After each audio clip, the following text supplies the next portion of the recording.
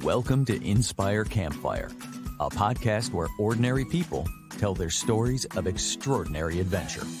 These are campfire stories meant to inspire the rest of us to light the fire within, get outside, follow our dreams, and return to tell our own stories. Ready? Let's strike the match.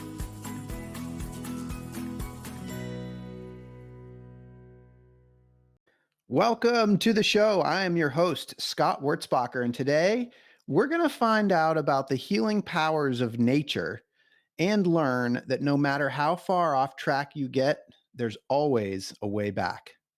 Today's guest is Dr. Gregory P. Smith, who spent much of his adult life homeless.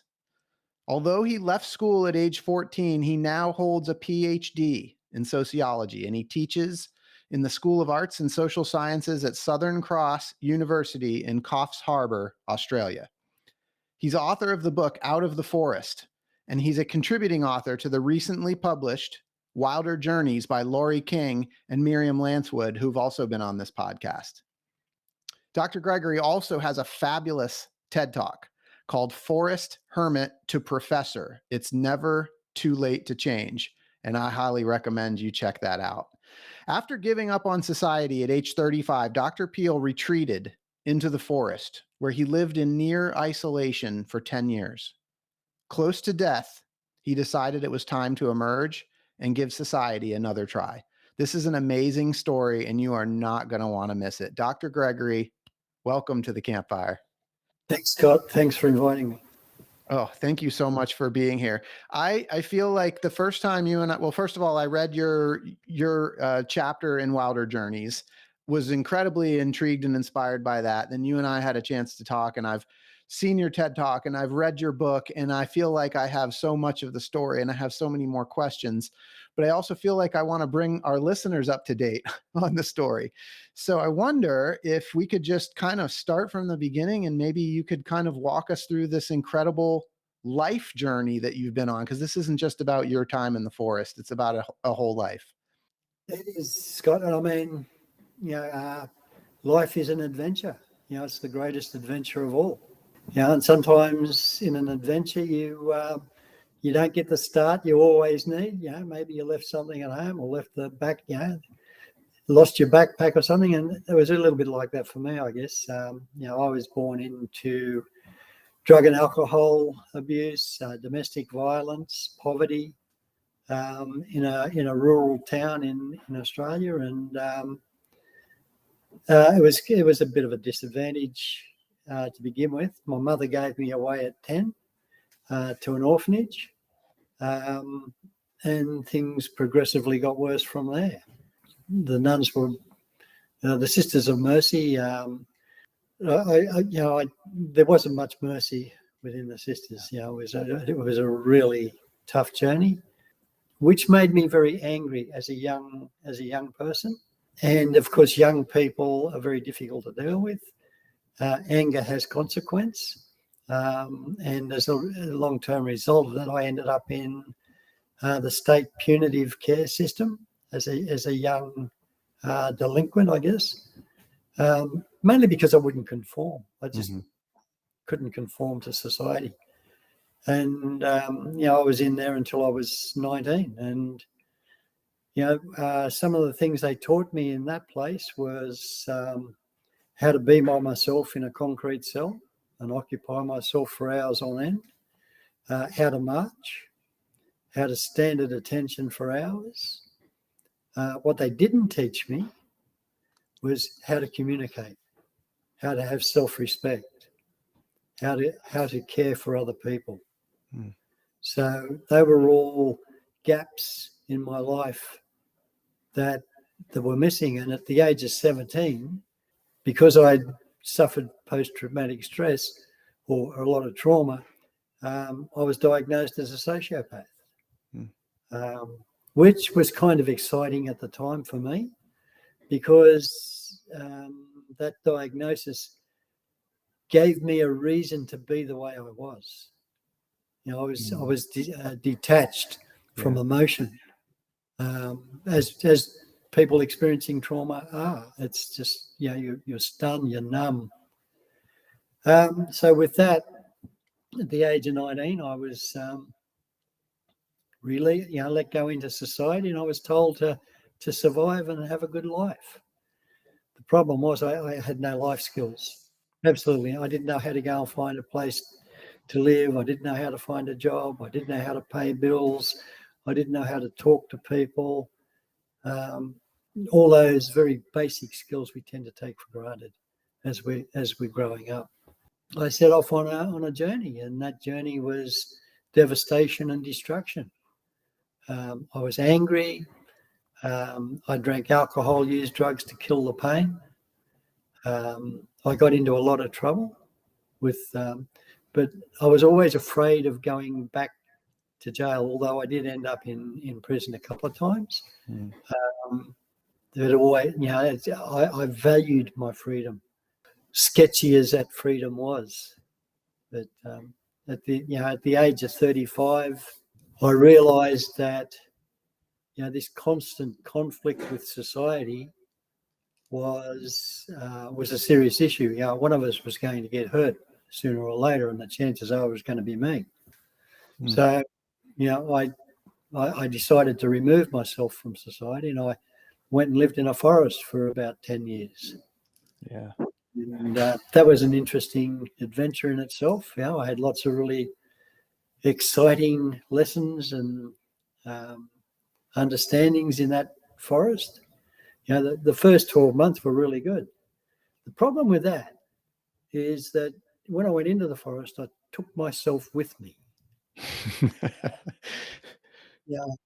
And that was a serious issue because all the trauma, all the pain of the past came in there with me. And after a little while, I had to learn how to kill that pain so I could function. So I was brewing very bad beer, alcohol in the forest and drinking that, which made me very sick. I was growing marijuana in the forest and eating that, washing it down with beer, and I did that for many, many, many years. And towards the end of my journey, I was frequented by lots of different entities, including aliens who have philosophical discussions with me. We would broach morality, ethics, and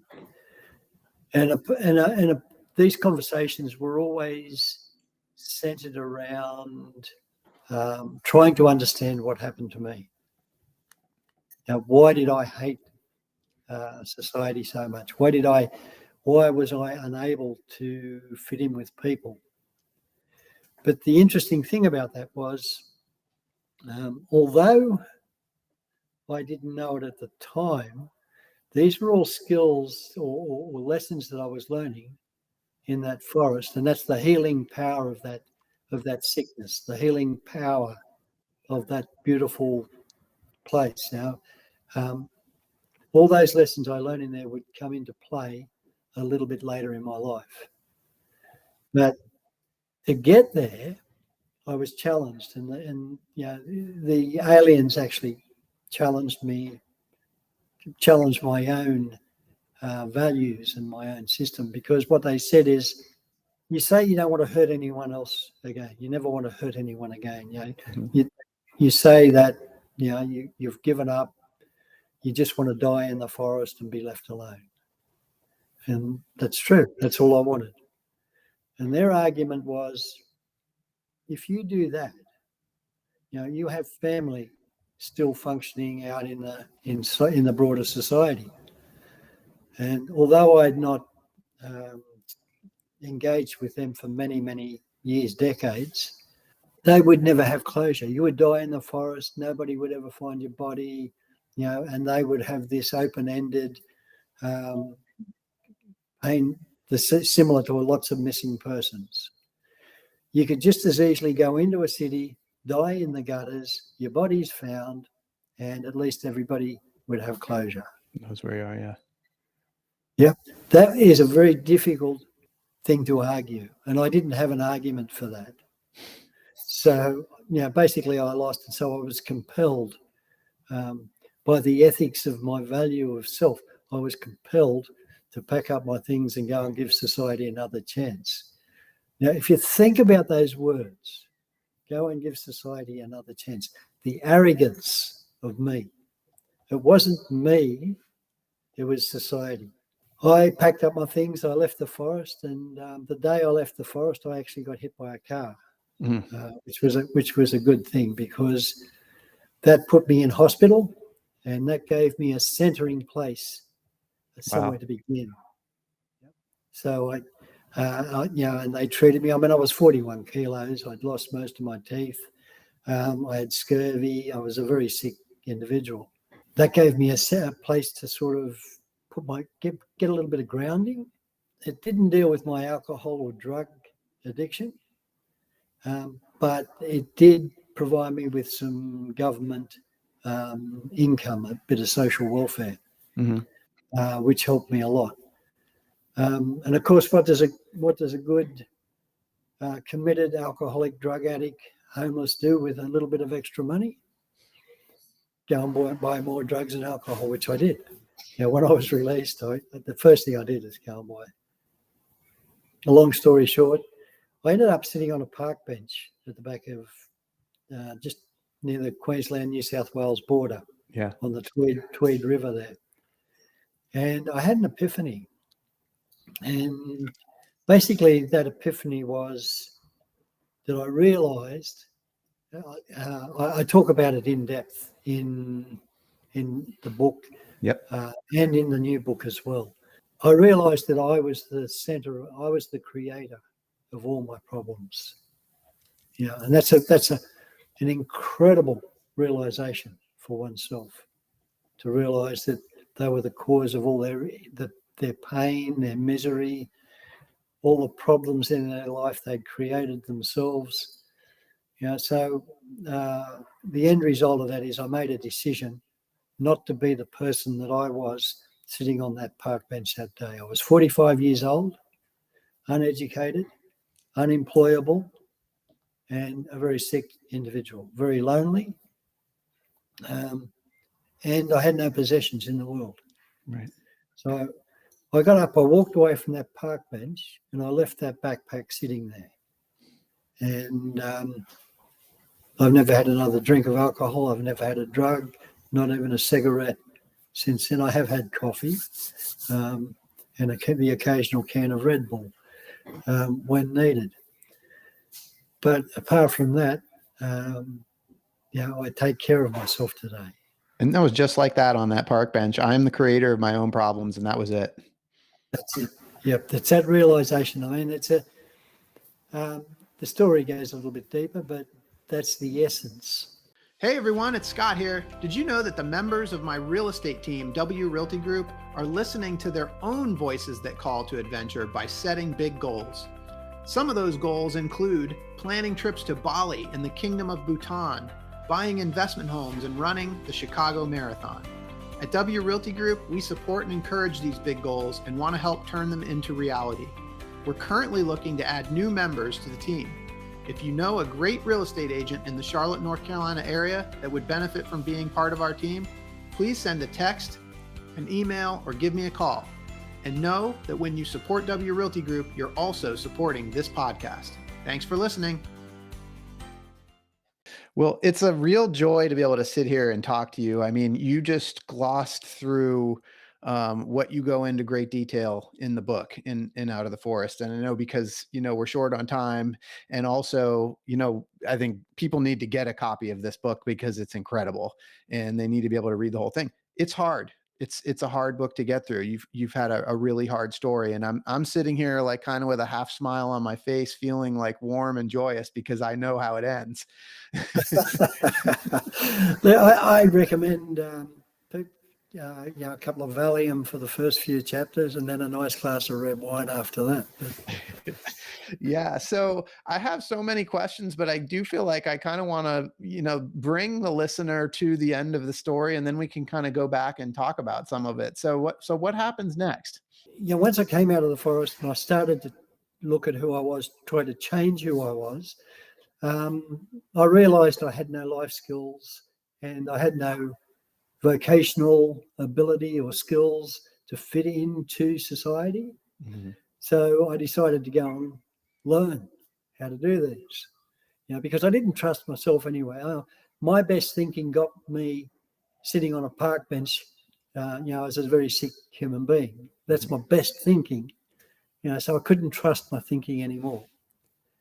So I decided to go and learn a whole lot of skills. The end result is I ended up in university, and that's not something I'd planned for. It's just that one of the decisions I made was to stop interfering with my life and allow my life to just flow. And my pathways, my trails, my tracks took me into university, studying sociology. And I chose sociology because I wanted to understand why I hated society so much. Mm-hmm. But what I learned through studying sociology was that I didn't hate society. I just never learned. I didn't have the life skills to fit in. And the interesting thing about people is if you can't communicate with people, or if you're not like people, they don't associate with you. They'll throw you out to the side. Yeah. So, I was a trauma individual, that very angry, very resentful, that didn't, very impatient and intolerant, that treated people badly. So there was no place for me. But once I started to change all that, I found that I was actually not such a bad bloke after all. And I actually had some really good skills and some assets within myself. I just had to develop them.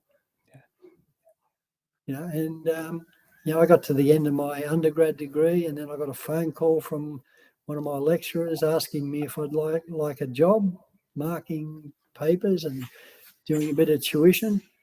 And the irony of that didn't escape me, because I started learning because I couldn't get a job. I applied for hundreds of jobs and I couldn't even get a job cleaning toilets. And all of a sudden, here's someone ringing him up asking me if I'd like a job. And I'm thinking, wow, this is good. This How is the really tables have turned. Yeah. Yeah.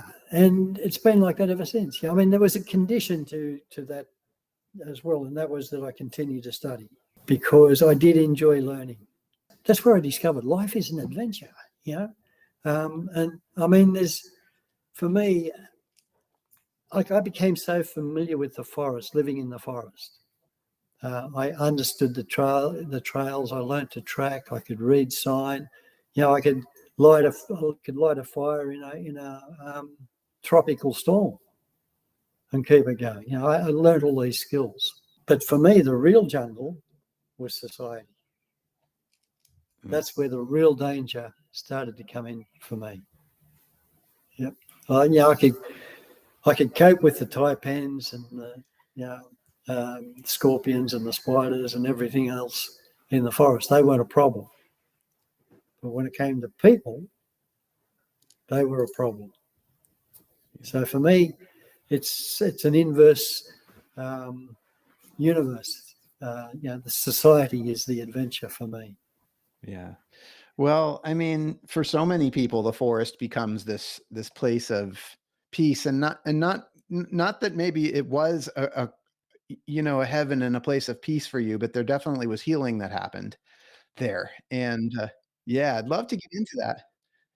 Yeah, sometimes that process of healing has to commence with getting sicker first. You have to do the operation. You have to go through a whole lot of pain, learning and understanding before the healing can begin. So what were some of the lessons, as we're talking about the forest, that the forest itself, that nature helped you with? I think the biggest lesson was that there is peace. There are places in this world where people can't hurt you. There is safety. There's places that are safety. There's places that are harmony.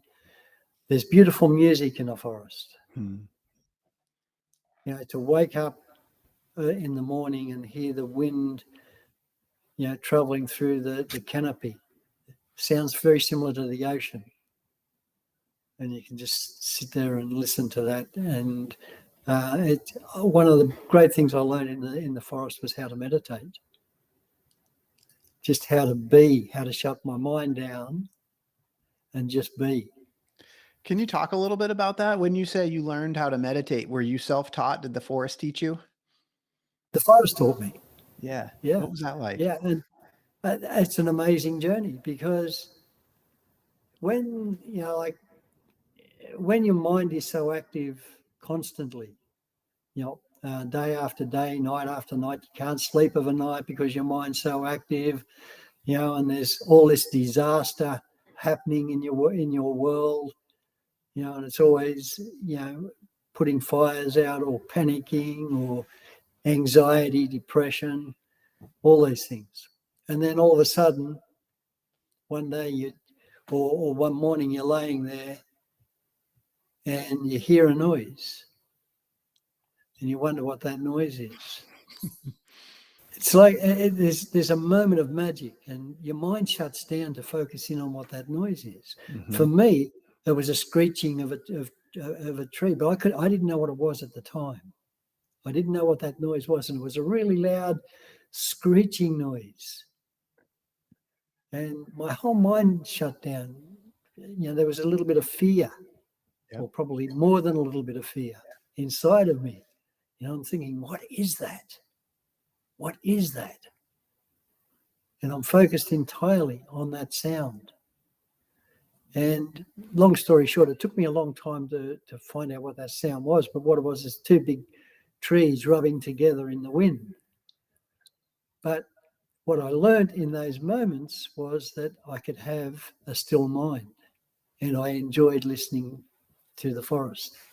Yeah. The forest is a symphony. There's so many instruments in the forest. It's just an incredible orchestra.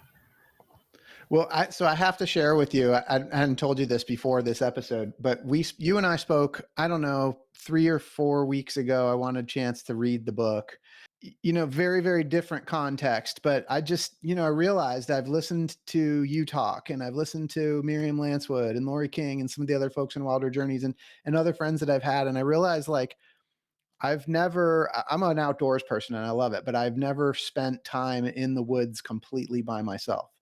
So in the time that we last spoke, and now, I went out and I did a 2-day backpacking trip completely by myself in the woods. And I spent 2 nights out there, and like, I can completely register with everything that you're saying, because like the first night, these sounds, I mean, like twigs fall from trees, they hit the leaves, and you're like, oh my gosh, what's that? What kind of animal? And it's just like, you're so alert, you're so aware.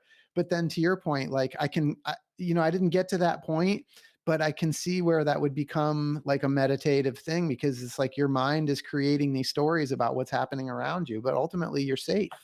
Yeah. That's it. I find it interesting that you did that. And I mean, because it's such a stark contrast when you're there by yourself, as opposed to having another person with you, or even a radio or something, your phone even. It is. It very much is. And I mean, to your point, I think like when you're out there by yourself, like it's just you and the forest. That's it. And one thing I noticed was that I felt like, for like the first day, I kind of felt like the forest was out to get me. And like what you said something along the lines of like realizing that, like, society was the problem. And it was like, you were making yourself the center of it. And I was kind of doing that in the forest. I'm like looking around thinking that there's, danger in the forest that wants to get me. But by the second night, I realized, like, I'm part of the forest. Like, we're all supposed to be here. And your mind does kind of calm. Yeah. You learn your abilities. You develop your own skills and ability in the forest. And when you reach a point where you know that you fit in, you're a part of that sense of belonging. I can fit into that forest. Yeah. I can do that in society now, but that wasn't a natural thing for me to do. I had to learn how to do that. And that comes down to learning those basic skills, those communications, being okay, feeling safe. Yeah. And I mean, it makes sense. Like you learn that skill in a very peaceful and silent place so that you can then go to the place where it's noisy and crowded and distractions and, be able to tap into what you learned in the forest. It makes complete sense. I'm really curious. Maybe we'll come back to the forest, but you did have a very difficult childhood and a very difficult adolescence, and then you studied it, sociology, and you kind of studied this. And I'm curious because like the last time that we spoke, I think when you were going through what you were going through, understanding of trauma wasn't really a thing then. That was something that you mentioned. And so I'm just kind of curious, like, now that you've studied it and as you kind of look back, like, do you feel like things have changed? Do you feel like that sort of, is this something we still need to be aware of? Like, is society getting better? I think parts of society are getting better, but I think there are other parts of society that are regressing and actually putting up barriers and resistance to the idea that a damaged childhood can actually impact adulthood. So, and I think there's resistance around that for some, but for others, look, for me, understanding my mother, my father was really important. But more important than understanding them was to understand society in the era that they were trying to do what they were doing. Because my mother lived in a very abusive situation, but there were no avenues for her to escape. She was trapped in this marriage, this family, this situation, violence, and there were no laws at the time to protect her. There were no domestic violence laws. There was no, in those days, the authorities had no power over that sort of violence. Yeah, because it was, as silly as it sounds, the family belonged to the male. Today we see that very differently. Well, some of us see that very differently. I still think there's a lot of people that view the family situation like that. Which is kind of sad. But understanding trauma as well, the impact of trauma and what can create trauma within a situation. What is abuse? Because sometimes I think just because we're talking in a certain way, we're not being abusive. But that's not necessarily true either. Yeah. I mean, it had to be really, really hard for you. I mean, it's apparent in the book. But I think something that I noticed, and I'm guessing it was intentional, but like even just, as a small child, like there was this longing and this like knowing that you were a good kid, you were a good boy, you were a good teenager, you were a good man, and you kept trying, and sometimes you'd go backwards. But I'm curious, like this podcast is about listening to this voice inside that calls us to adventure. But I feel like for you, there was something inside you that kept going. I used to think it was stubbornness. Today, I understand it as tenacity. But at the point of my epiphany, and I'll just go back there just for a moment. Yeah.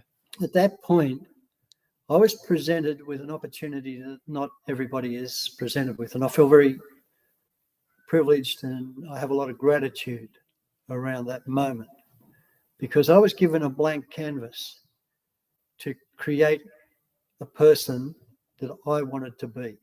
And in that moment, I said, my best thinking got me there. So how was I going to create this person that I wanted to be without trusting my thinking or my processes? And I had no role models. I didn't really, I had lots of role models, but they weren't healthy role models, that's for sure. And, my the evidence was that every time I did what I wanted to do, I ended up in trouble. So I had to stop doing what I wanted to do and start looking at what I needed to do. And, what I needed to do was change who I was. So my very first role model was a mythical knight from ancient English times. And I chose, I looked at that and I chose that mainly because of my heritage, I guess. But, I had this idea that knights were supposed to be,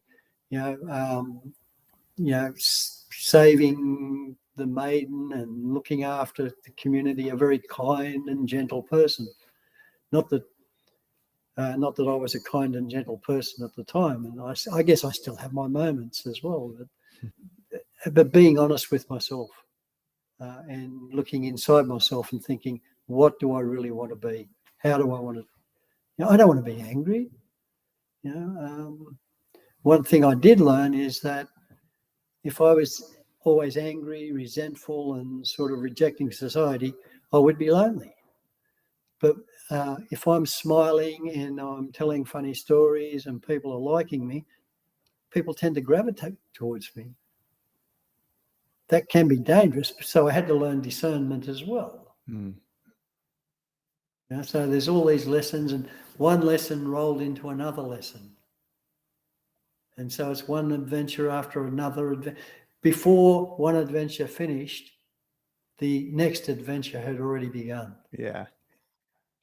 And it's a beautiful thing. And that's what I mean when I say I had to stop interfering with my life.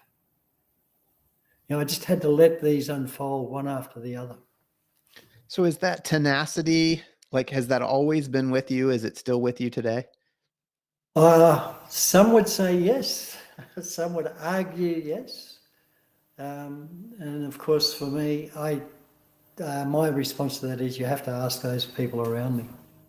Well, okay, so I wonder if we could go to the aliens in the forest. So you're malnourished, you're drinking your home brew, you've got a lot of things going on, and these aliens come to you. I'd love to hear a little bit more about that, if it's a vision or what. But I couldn't help but think when you talked about those discussions that you were having, again, coming back to this voice inside that calls us to adventure. I wonder if that encounter with these aliens was some sort of a manifestation of this voice inside that was calling you to adventure.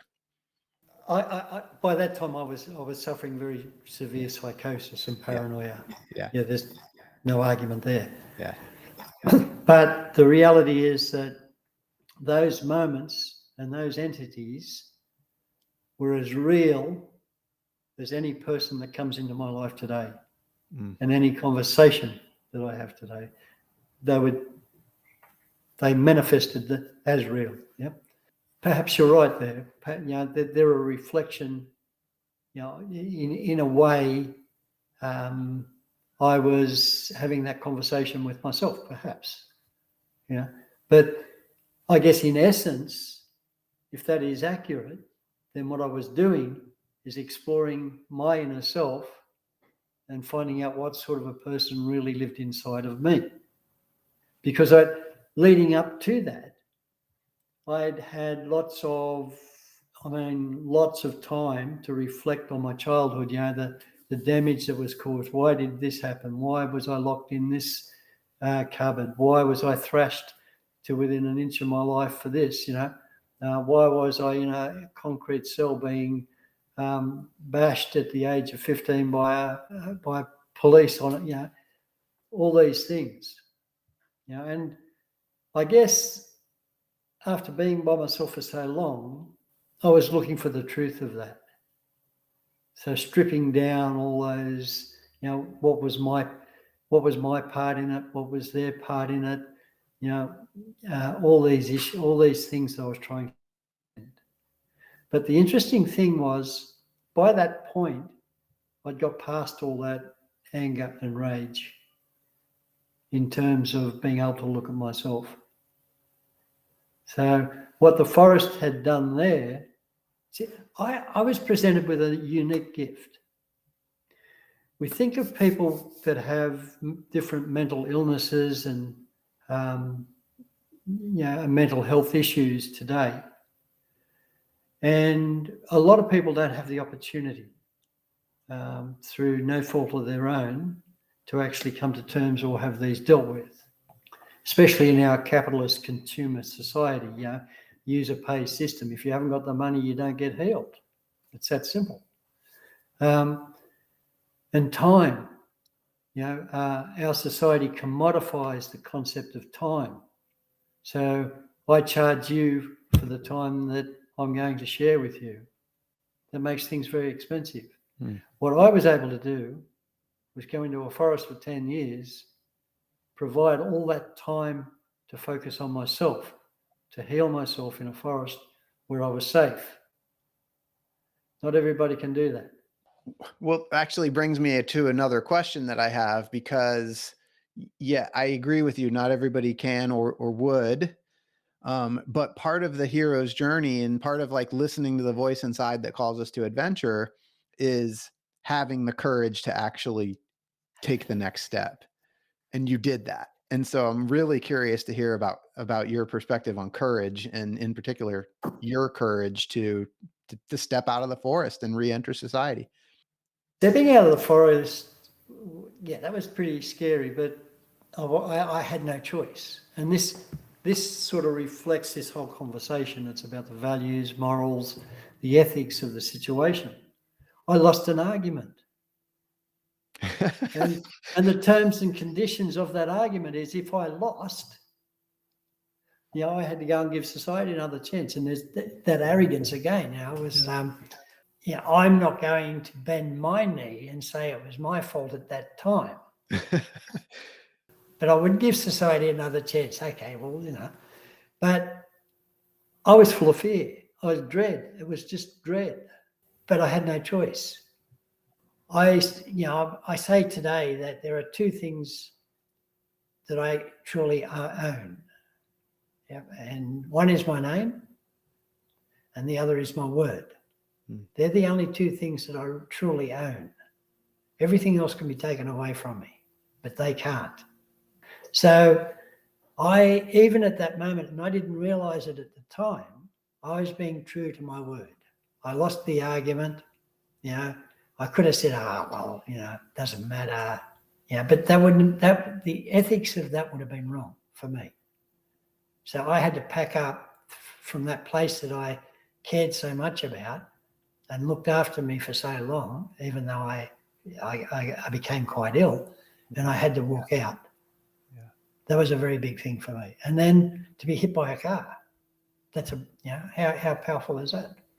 Yes. But I also see the gift that was for you. And you mentioned that.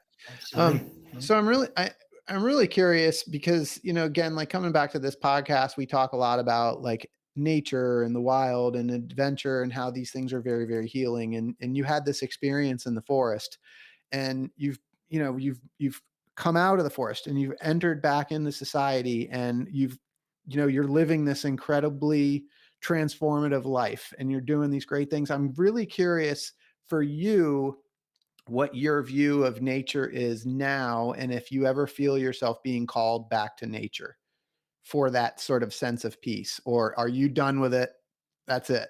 Oh, no, I'm not done with it. No. Where I live, I live here with my fiance, and I have two beautiful stepsons, and a 1-year-old child. Yeah, you do. And nature comes to me here. We live on the outskirts of a city. Yeah. And it's on some acreage. Yeah. And it's got it's surrounded by beautiful trees, and nature comes here. Nature comes to me. All the different birds, crimson rosellas, there's this menagerie of wildlife comes in. And we, on occasions, we haven't done it for a little while, but on occasions we go for a walk. There's walks, there's beautiful waterfalls, there's beautiful places to go. I will say that I don't go and camp overnight that much anymore. Yep. Yeah. I've done quite a bit of camping in my life. But I absolutely love to go out for a walk and do things in nature. And when I do, it takes me a nanosecond to engage with that energy that the forest generates. Yeah, I love that so much. So there was this healing that happened, the epiphany on the park bench. You went on to study, but not only just to study to get a degree, you go on and you get a PhD. Yeah. Well, tenacious. Yeah, I mean, can we just talk about the transformation that took place from that park bench to the man that's sitting here on this call with me today? Well, it's a metamorphosis. And I think it happened quite rapidly. That PhD changed my life completely. The fact that I'm doing this podcast is testament to that. Today there's a new conversation, happening in broader society, and that is the value of lived experience and lived expertise in policy making, in understanding and mental health issues and a whole lot of other things. I'm very fortunate because I get to consult with governments, with not-for-profits and other organisations. I'm the director on a couple of different organisations. I'm the patron of a whole lot of homeless places and homeless services. From sitting in the forest, sort of meditating day in, day out, I have a very busy life today. I have a very beautiful family. I have the most amazing partner. I have the gifts that most of us look for in life. They've all come to fruition. All I've had to do was not interfere with my life and allow it to happen. Yeah. Are you able to, well, I guess, could you talk just a little bit about the work that you're doing and how it sort of ties back to this whole life's journey that you've had? I am a researcher. I do quite a lot of research. My research is into how we can better work with vulnerable people in our society. Most of my work revolves around improving or developing understandings, or trying to convey my understanding of homelessness to the authorities, to people in key positions. I think that there's a transition, because many of us, and I think most of us know this, that most of us are only 1 or 2 paychecks away from not having a place to live. And that's just a simple reality of the world we live in. But once we don't have a place to live in, there's a very small window of opportunity, 6 weeks maybe, where if we can intervene and find a place for somebody, it's not a... After 6 weeks, people tend to start to enter survival mode, and it becomes much more difficult to work with them. After about a year, they're deep in survival mode. They've lost a lot of their living skills in terms of being able to sustain themselves, and that becomes almost impossible.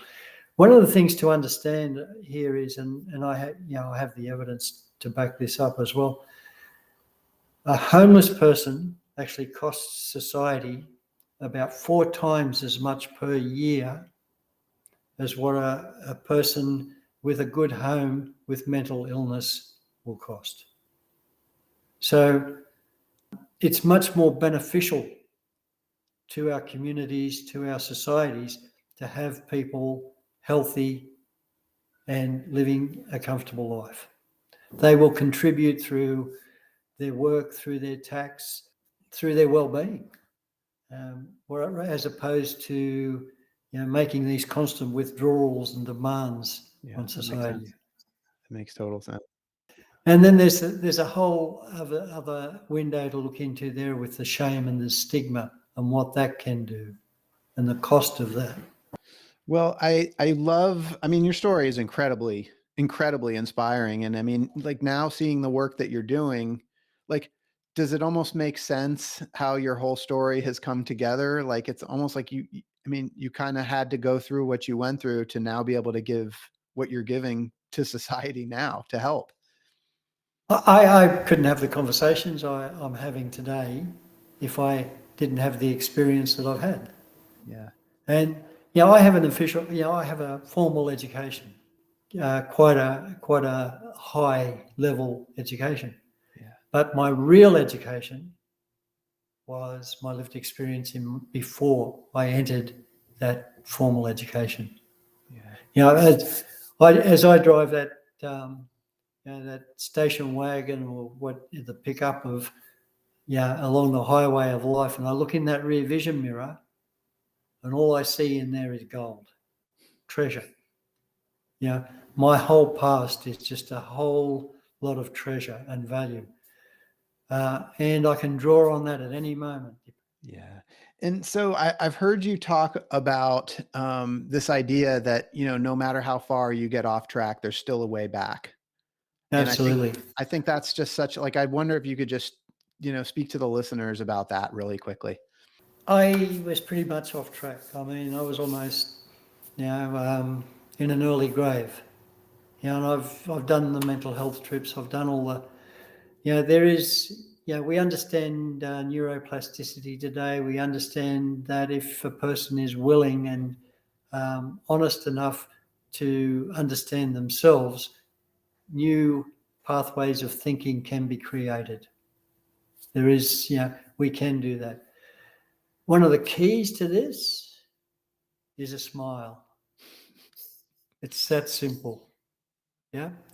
If we are communicating with someone, if we can just get that little glimpse of a glinter in the eye or a smile, that's a pathway to a better life.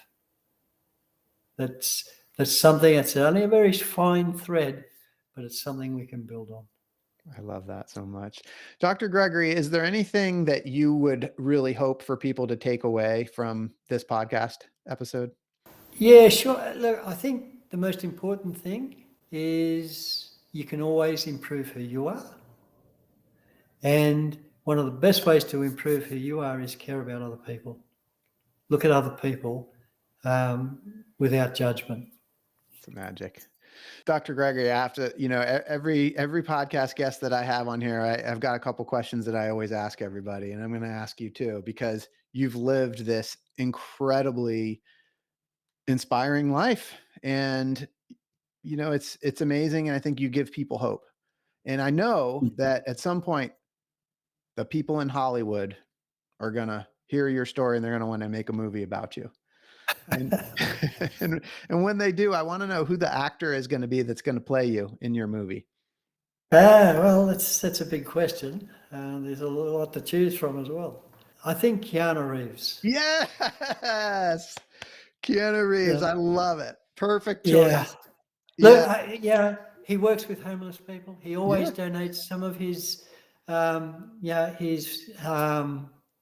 income to homeless. He does a lot of work in that sector. That's amazing. I love him. And what is your movie going to be called? That's challenging. It could be All But for the Grace of God. All But for the Grace of God, starring Keanu Reeves.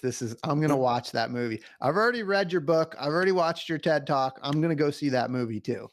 I can't wait. Yeah. I've just finished another book. Awesome. Yeah. Do you want to tell us about it? Well, the first book's the what. This is what happened. The next book is the how. How did I transform myself from walking out of the forest into who I am today? Oh, wow. When's that going to be coming out, Dr. Gregory? The 22nd of August. Okay. So next week. Great. All right. Perfect. Well, I will definitely be getting a copy. And for listeners, I highly recommend both of the other books that you can get. Dr. Gregory P. Smith's book, Out of the Forest, and the Wilder Journeys by Miriam Lancewood and Lori King. How did you meet Miriam and Lori, by the way? Miriam, I met at Byron Bay Writers Festival in, I think it was Cool. 2018. Yeah, and Yeah. we did a panel together. Awesome. Yeah. They're amazing. If people want to learn more about you, what's the best way for them to do that? Probably Google Dr. Gregory P. Smith. Awesome. Well, I just want to thank you so much for inspiring me to get out and do a couple of days in the woods and inspiring me with your story and for sharing your time with me tonight. And for those listeners, I hope you've been inspired today as much as I have. I hope Dr. Gregory's story has encouraged you to listen to the voice inside that calls you to adventure, because we want to hear your story next. If you have a story to tell or you just need a nudge to create one, please send me an email. We'd also appreciate it if you'd help us spread the word by leaving a review and sharing or tagging Inspire Campfire in your social media. And until next time, I want to encourage you to get outside. Thanks for listening. Dr. Gregory, thank you so much for being here. Thank you, Scott. Thanks for inviting me.